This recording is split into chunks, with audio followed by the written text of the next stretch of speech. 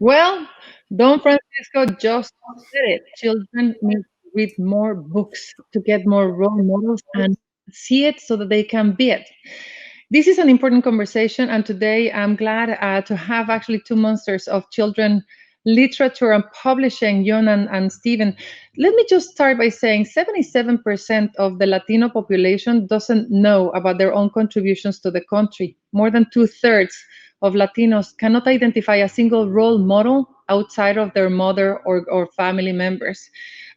We don't have enough heroes corresponding to the incredible heroes that we do have. So we have them, but we just don't know about those incredible Hispanic stars that we don't have about. And because Latinos are so young, as a fact, the youngest of all, as you guys know pretty well, we're 60% of the 60 million people, 18% of the population. But the interesting part here is the most common age. The most common age of those 60 million people is 11. And this is actually what shockingly is the market that we're talking about. If our most common age is 11 and the most common age of non-Hispanics is 58, there's a lot of room to educate them, to provide children with role models through books. So I'm going to start asking you guys, you heard just Don Francisco now. He said it. A person that has been a hero for all of us, that has been leading families for 50 years, said it. The one most important thing that we can all do is actually get children to read more and to find more heroes in books. Jon, what do you think? Well, I couldn't agree more. I think one of the things that we talk about a lot in publishing now is books being windows and mirrors for readers. So a window into someone else's life, someone else's experience, but also a mirror that they can see themselves. And if we do both of those, we'll create an opportunity for kids to want to read more. And once kids start reading more, they continue to do it. They tell their friends to read more. And that creates an extremely positive spiral that benefits the growth and development of kids. We know that if children start reading earlier, they will be more successful. And Stephen, I know, has a lot of information about education and how reading applies to what they've been doing in Encantos. Absolutely, Jon. I mean, Claudia, thanks for having us. And this is such an important conversation.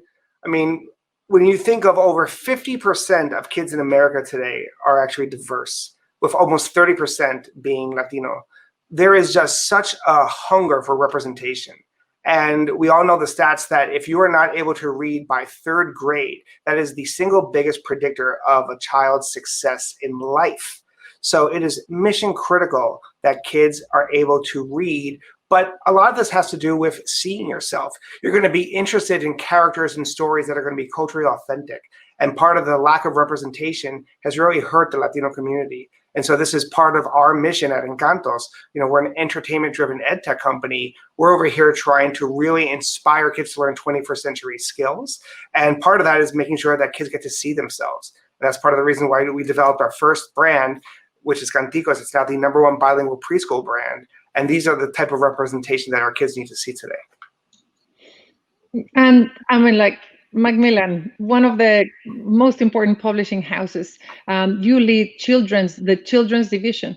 And when I started looking at my own childhood, I was reading about, like heroes of war, or about, like great musicians, and I don't think that Latinos have that choice. And if I start looking at John Leguizamo's Latin History for Morons, when I read and learned through a film that Latinos have been in every single war, that we're the most condecorated. Where are those heroes? Where are those statues? When I start looking at who's the most followed person in Facebook, Instagram, and in music, where are those Latinos, placed? Where is the history of this country where the Latinos chapters are and have been put in? Is there anything that children's book can do to correct forgotten history? Absolutely. There's no question about it. This is something that we're spending more and more time trying to do. If you look at the United States, a conversation that hasn't been happening enough recently is we are a melting pot. So when you talk about the history of Latinos in the United States, or the history of any group in the United States, it's the history of the United States. You can't tell our history without telling all these different parts, because there are so many different groups that played a role in what we've done today. So what we're trying to do in Macmillan is find more of these stories. We're trying to find more of these authors and illustrators to help create these books. So like Stephen was saying, kids can see themselves in books, and kids can also get exposure to these other experiences. Once you do that, that's when the powerful conversations start happening, even at a young age. I didn't know that. Let me find out more. The kids start learning on their own. Yeah, I mean, I couldn't agree with you more, John. I mean, when you think of the stats in children's entertainment, the fact that over 50% of all characters represented are white Caucasian, the next largest number is actually animals at like 27%. And Latinos are roughly around somewhere between 4 and 5% of all characters in children's entertainment.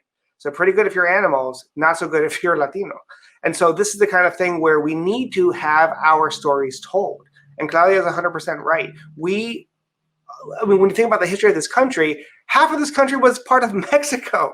I mean, California, Colorado, Florida, when you think of all these places, there's such rich history. But if you are not able to tell that story, if you are not able to certainly get the narrative out there, then you're never going to hear these stories. And so it was always fascinating, even in college, you have as an elective maybe Latin American history or African American history, but you have to learn about George Washington and the cherry tree.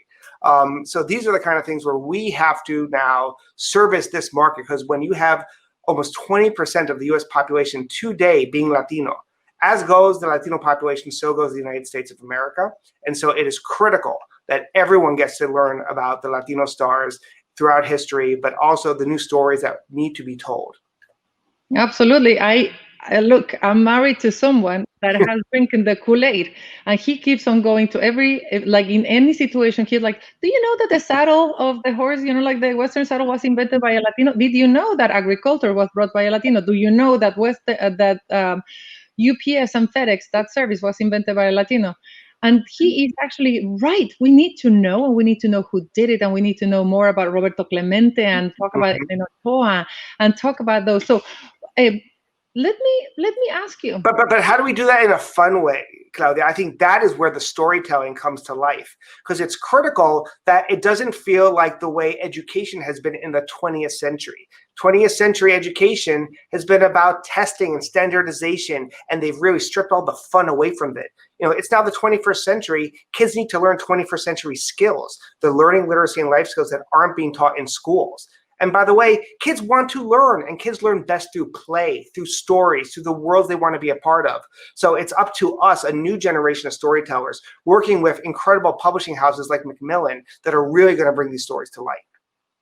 And that's what we have to do as a publisher. We have to find people or groups like Encantos, like you, Claudia, who can come and help bring these stories to us, bring authentic versions of storytelling so kids can see themselves, because kids need to be empowered.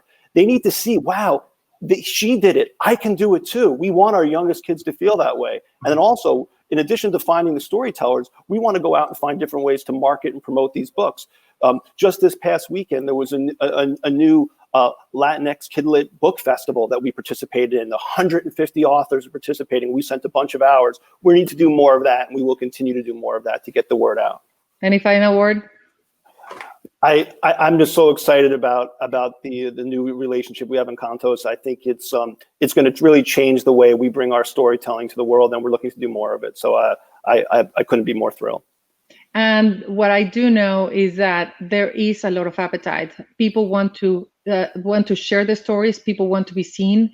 We are all ready to get our kids to be excited and proud to be Latinos and to know that it is possible to do it. We've been shining all along. We created this brand, the Hispanic Star, that can elevate everyone. It's a platform to showcase everyone and to be able to tell our stories. We published a couple of books this year. We want to do more also in the children's space, and we have to bring back our history and insert ourselves in a way that can really change the future for all. Jon, Stephen, I thank you so much for being part of this.